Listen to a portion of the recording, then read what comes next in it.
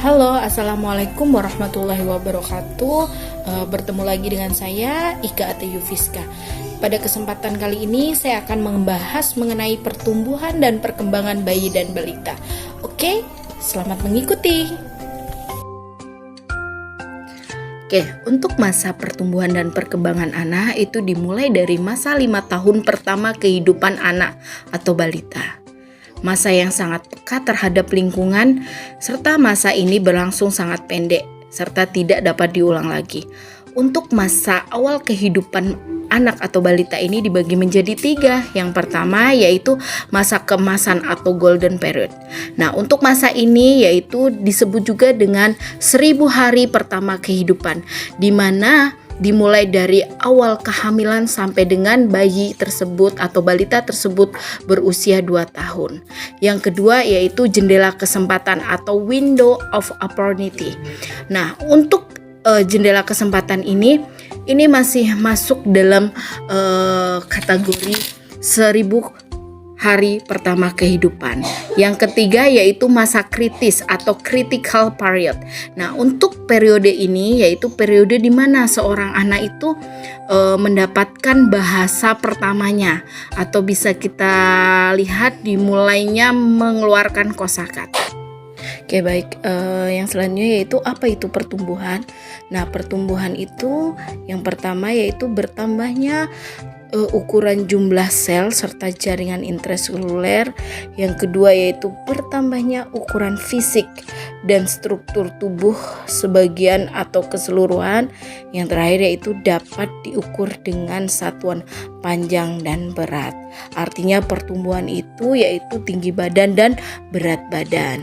Di sini ada tabel tentang pengukuran berat badan, panjang badan, dan lingkar kepala menurut umur. Nah, di tabel ini juga sudah terbagi, yakni untuk jenis kelamin perempuan dan laki-laki juga berbeda dengan usianya. Cara pengukuran pertumbuhan itu ada 2, yaitu yang pertama, untuk pengukurannya yaitu berat badan terhadap tinggi badan. Nah, biasanya ini digunakan untuk melihat status gizi anak itu normal, kurus sekali atau gemuk. Selanjutnya yaitu tentang perkembangan. Apa itu perkembangan? Perkembangan itu bertambahnya struktur atau fungsi tubuh yang lebih kompleks dalam kemampuannya. Nah, untuk perkembangan itu dibagi menjadi 4. Yang pertama ada gerak atau motorik kasar, terus motorik halus, kemampuan bicara atau bahasa, dan yang keempat yaitu sosialisasi atau kemandirian. Oke, selanjutnya yaitu ciri-ciri pertumbuhan perkembangan anak. Nah, yang pertama, setiap pertumbuhan itu akan disertai dengan perubahan fungsi. Yang kedua, setiap anak itu tidak bisa melewati satu tahap perkembangan sebelum ia melewati tahapan sebelumnya. Contohnya, seorang anak tidak akan bisa berjalan sebelum ia bisa berdiri. Yang ketiga, pertumbuhan dan perkembangan mempunyai kecepatan yang berbeda. Yang keempat, perkembangan sesuai dengan pertumbuhan. Anak sehat, bertambah umur, bertambah berat dan tinggi badannya, serta akan bertambah kepandaiannya juga. Yang kelima, yaitu perkembangan mempunyai pola yang tetap. Yang keenam, tahap perkembangan seseorang anak mengikuti pola yang teratur dan berurutan. Itulah tadi ciri-ciri pertumbuhan dan perkembangan anak. Faktor-faktor yang mempengaruhi kualitas tumbuh kembang anak. Yang pertama ada faktor dari dalam, yang kedua ada faktor dari luar. Nah, kalau untuk faktor dari dalam ini yaitu biasanya dari genetik, keturunan, umur, dan jenis kelamin.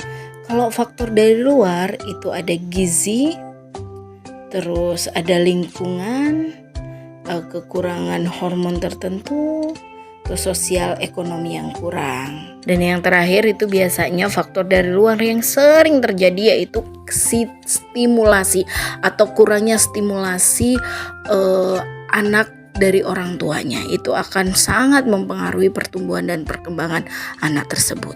Masa pertumbuhan dan perkembangan anak itu dimulai sejak dalam kandungan sampai berlanjut sampai dia lahir.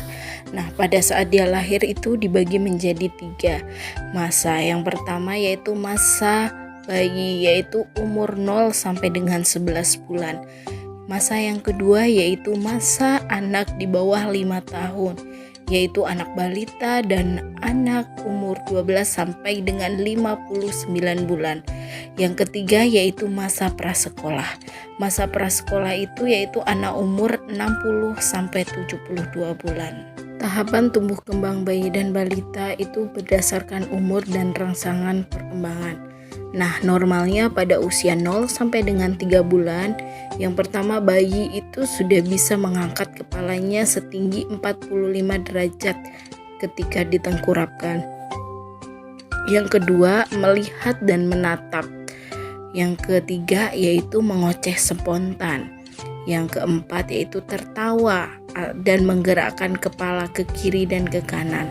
Yang terakhir yaitu terkejut dengan adanya suara yang keras atau jika dia mendengar suara yang keras.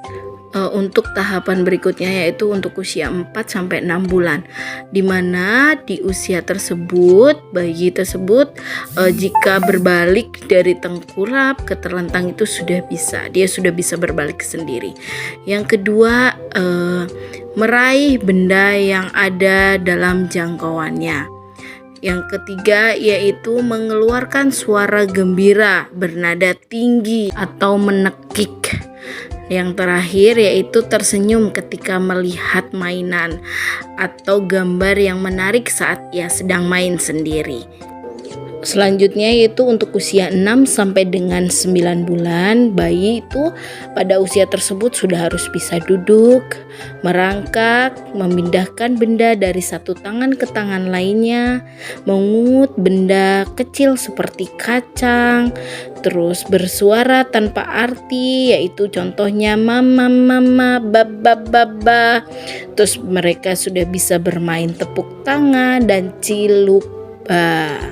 Pada usia 12 sampai dengan 18 bulan, di mana bayi tersebut atau anak tersebut sudah mulai berdiri dan berjalan berpegangan. Yang kedua yaitu membungkuk, memungut mainan dan berdiri kembali. Yang ketiga sudah mulai bisa berjalan mundur 5 langkah.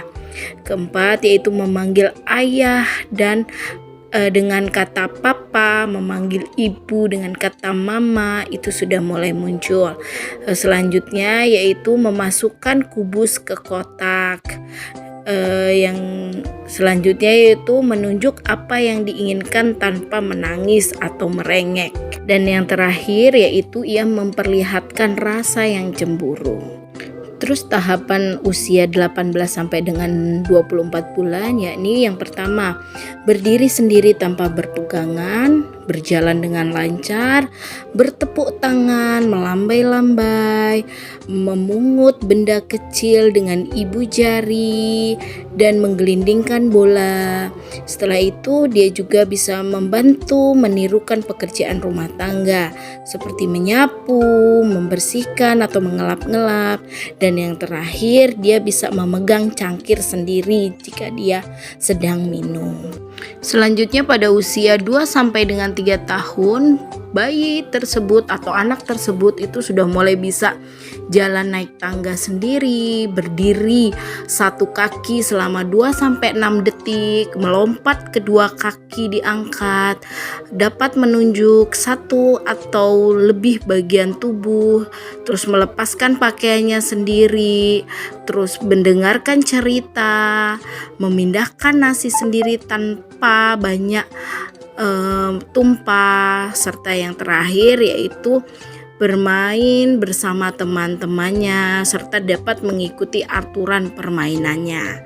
Selanjutnya perkembangan pada usia 3 sampai 5 tahun. Sedangkan pada usia 3 sampai 5 tahun di mana anak tersebut sudah bisa melompat-lompat, bisa menari, bisa menggambar orang, senang bertanya tentang sesuatu, bisa membandingkan sesuatu bentuk, menyebutkan angka, menghitung jari, dan yang terakhir sudah bisa berpakaian sendiri tanpa dibantu. Selanjutnya ini ada beberapa gangguan dari pertumbuhan dan perkembangan anak. Gangguan yang pertama yaitu gangguan pada bicara atau bahasa. Nah, kemampuan berbahasa ini merupakan indikator atau sebuah petunjuk dari seluruh perkembangan si anak. Karena kurangnya stimulasi itu dapat menyebabkan gangguan bicara dan bahasa. Bahkan gangguan bahasa atau bicara ini dapat menetap jika tidak diatasi sesegera mungkin. Yang kedua yaitu adanya retardasi mental. Nah, ini merupakan salah satu anak yang mempunyai keterbatasan kecerdasan. Nah, perkembangannya itu lebih lambat daripada anak normal pada umumnya, dan keterampilan untuk menolong diri sendiri juga kurang. Yang ketiga yaitu perawakan pendek atau biasanya disebabkan karena kekurangan gizi, ya, karena dia pertumbuhannya itu tidak normal seperti seusianya. Yang keempat adalah gangguan autisme. Nah, ini merupakan gangguan perkembangan yang kurang, yaitu meliputi seluruh faktor perkembangan yang mempengaruhi anak, mencakup bidang hubungan sosial, komunikasi, bahkan keperilaku. Oke, itu tadi beberapa gangguan pertumbuhan dan perkembangan anak. Intinya jika kita mempunyai bayi dan balita, harus selalu kita pantau dan kita stimulasi untuk pertumbuhan dan perkembangannya tersebut. Ini ada tabel tentang target yang harus dicapai seorang anak dalam kemampuan bicaranya. Yang pertama ada perkembangan bicara ekspresif dan perkembangan bicara secara reseptif. Nah, bisa dilihat sendiri, ini udah sesuai dengan usianya. Baik, itu tadi pemaparan atau pembahasan kita mengenai pertumbuhan dan perkembangan anak atau bayi dan balita. Oke, intinya pertumbuhan dan perkembangan anak merupakan hal yang sangat penting bagi masa depan anak. Untuk itu, saran saya bagi para ibu-ibu yang memiliki bayi dan balita, ibu-ibu tersebut wajib tahu tentang bagaimana perkembangan dan pertumbuhan anak seseusianya. Sehingganya dengan ibu-ibu itu tahu tentang pertumbuhan dan perkembangannya, sehingga ibu tersebut dapat memantaunya sendiri. Jika pada saat pemantauan terjadi penyimpangan dalam pertumbuhan dan perkembangan anaknya, maka ibu tersebut dapat segera konsultasi ke fasilitas kesehatan terdekat. Terima kasih, itu saja pembahasan kali ini, mudah-mudahan bermanfaat. Saya akhiri, wassalamualaikum warahmatullahi wabarakatuh. Terima kasih.